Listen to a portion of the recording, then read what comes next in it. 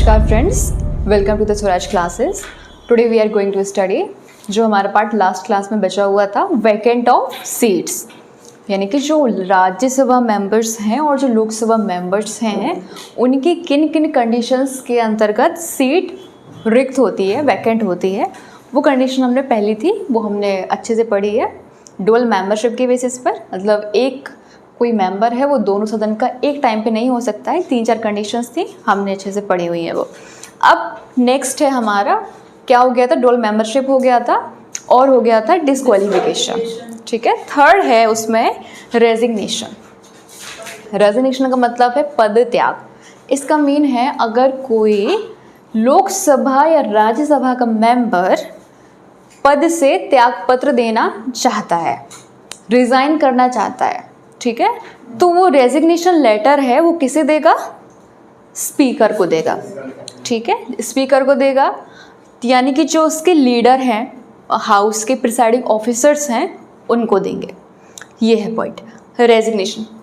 अगर जो presiding officers हैं उनको ये लगता है कि जो रेजिग्नेशन दिया जा रहा है मेंबर द्वारा वो सही नहीं है या जोर जबरदस्ती के साथ इनवॉलेंटरी है, जेन्युइन नहीं है, तो वो उस रेजिग्नेशन को एक्सेप्ट नहीं करते हैं। अगर उन्हें लगता है ये बिल्कुल ठीक है, करेक्ट है, ये वॉलंटरी एक्शन है, मतलब जानबूझकर लिया जा रहा है मेंबर्स के द्वारा, तो फिर वो एक्सेप्ट कर देते हैं और फिर मेंबर्स का रिज़ाइन हो जाता है। ठीक है, जो लेना चाहता है उसी का, वो फिर उसका रेजिग्नेशन के तहत पद त्याग हो जाता है, सीट खाली हो जाती है, सीट वैकेंट हो जाती है। ठीक है, राज्यसभा में भी यही प्रोसेस है, लोकसभा में भी सेम प्रोसेस है। फिर हमारा नेक्स्ट है अनुपस्थिति।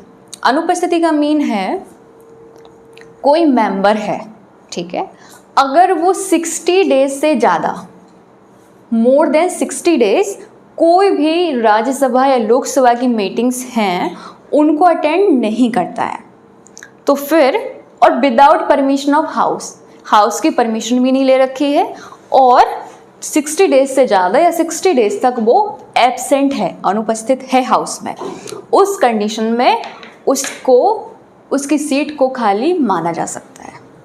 ठीक है, तो जो प्रिसाइडिंग ऑफिसर्स है उसको वो उसकी सीट को रिक्त कर देंगे। दूसरी कंडीशन ये है। ठीक है, अगर परमिशन लेके जाते हैं तो प्रॉब्लम नहीं है, बट विदाउट परमिशन अगर कोई गायब होता है। इसमें एक कंडीशन और भी है कि जो सत्रावसान होता है, समझते हैं ना, कि सेशन नहीं चल रहा है या छुट्टियां हैं, हॉलीडेज हैं, जब मीटिंग्स नहीं हैं, उनको एक्सक्लूड करके जब मीटिंग्स चल रही हैं उसमें 60 डेज से ज़्यादा गैप होता है तो फिर अनुपस्थिति मान ली जाती है और पदत्याग करना पड़ता है। ठीक है, सीट वैकेंट हो जाती है। नेक्स्ट कंडीशन है ये। फिर आती है अदर्स कंडीशन। अदर्स कंडीशन में 3-4 कंडीशंस इन्वॉल्व है। पहली कंडीशन है कि जहाँ से मेंबर चुनकर आया है, इलेक्ट होकर आया है, उसके कॉन्स्टिट्यूएंसी में अगर न्यायालय को लगता है, कोर्ट, जुडिशरी को लगता है कि जो इलेक्शन हुआ है वो क्या है, वो कुछ ठीक नहीं है, इनवैलिड घोषित हो जाता है, या कुछ उसमें ऐसा अनकॉन्स्टिट्यूशनल कोई एक्ट होता है, तो जुडिशरी उसको वॉइड, अमान्य घोषित कर देती है इलेक्शन को।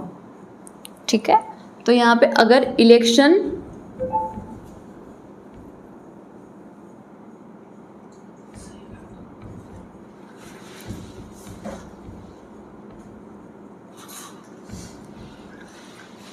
अगर अमान्य कोर्ट के द्वारा किया गया है तो उस कंडीशन में, सॉरी ये अदर्स में आएगा, ये यहाँ इस साइड आएगा, तो ये कंडीशन होगी। अगर कोर्ट इलेक्शन को अमान्य घोषित करती है तो उस टाइम पर उस टाइम भी सीट वैकेंट मानी जाएगी। ठीक है, पहला केस ये है। फिर है यदि किसी मेंबर को सदन से निष्कासित किया जाता है, एक्सपेल हाउस से कर दिया गया है। सेकंड कंडीशन अदर्स में क्या बनती है कि मेंबर को एक्सपेल कर दिया है, हाउस से निकाल दिया है। ठीक है, उस कंडीशन में उसकी सीट वैकेंट हो जाएगी। फिर अदर्स में थर्ड कंडीशन ये है कि जो मेंबर है उसको या तो प्रेसिडेंट या वाइस प्रेसिडेंट, या तो राष्ट्रपति या उपराष्ट्रपति, उसको इलेक्ट किया गया है। ठीक है, उन 2 कंडीशंस में उसकी सीट को खाली माना जाएगा।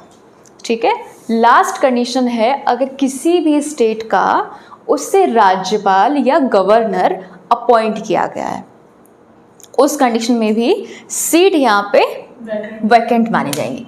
एक्सपेल हो गया, फिर क्या है, प्रेसिडेंट या वाइस प्रेसिडेंट इलेक्ट होता है। नेक्स्ट है governor of any state, appoint किया जाता है, उस कंडीशन में भी सीट्स वैकेंट है। ठीक है, तो ये आपके क्या हुए हैं, ये क्या है, रीजंस हैं या मेन पॉइंट्स हैं कि इन कंडीशंस में सीट वैकेंट होती है लोकसभा मेंबर्स की या राज्यसभा मेंबर्स की।